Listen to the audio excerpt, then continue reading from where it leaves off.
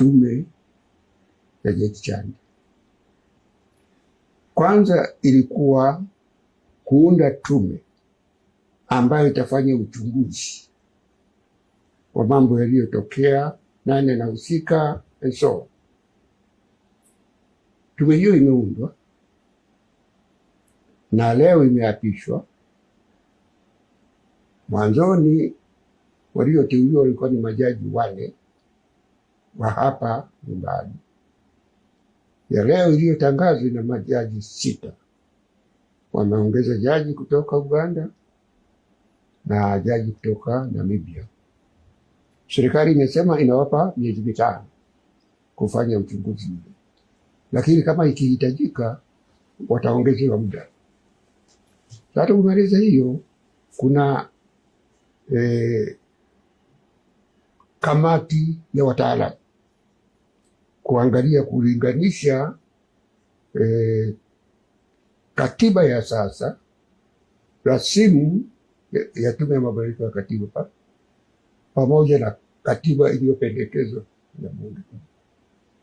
Hatujui watapewa muda gani kuifanya hiyo kazi, lakini wakimaliza kutokana na uamuzi ama alivyoeleza Jaji Chande ni kwamba watauliza wananchi, wapate maoni ya wananchi, na kama unataka maoni ya wananchi sio swala la miezi 5, miezi 6, itachukua muda kupata hiyo.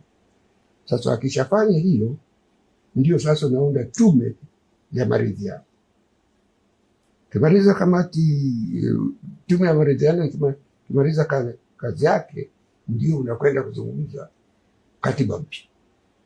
Hii ratiba mimi naiona kwamba haiwezekani kuitekeleza katika muda wa miaka 2, na naamini hata watu ndani ya serikali hii ratiba wakiifuata, hatutakuwa na katiba mwaka 28.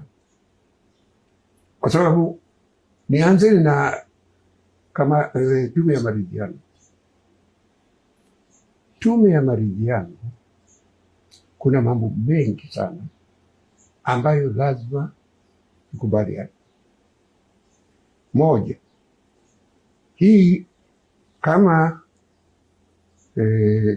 tume ya Jaji Chande ilivyosema, hili ni swala mtambuka, litahusu watu wengi, sio tume za kawaida za rais, kwamba atateua tume ataipa hadidu rejea. Hapana. Labda wananisha iwe kama tume ya mabadiliko ya katiba. Rais alipata mawazo nani wao kwenye tume.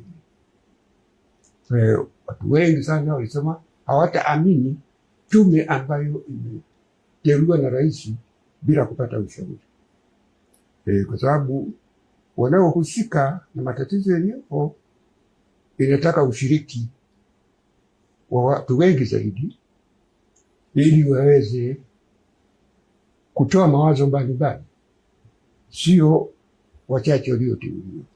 Na hapo wapo wanasiasa, vyama vya siasa na wana matatizo, taasisi za kijiji, taasisi za kiraia, lakini kuna makundi mengine.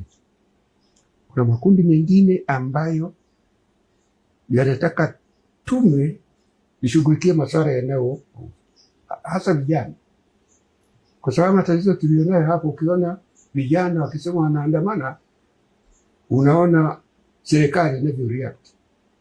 Sasa kama unataka maridhiano, wasikiliza, ni lazima itafutwe njia vijana wawepo.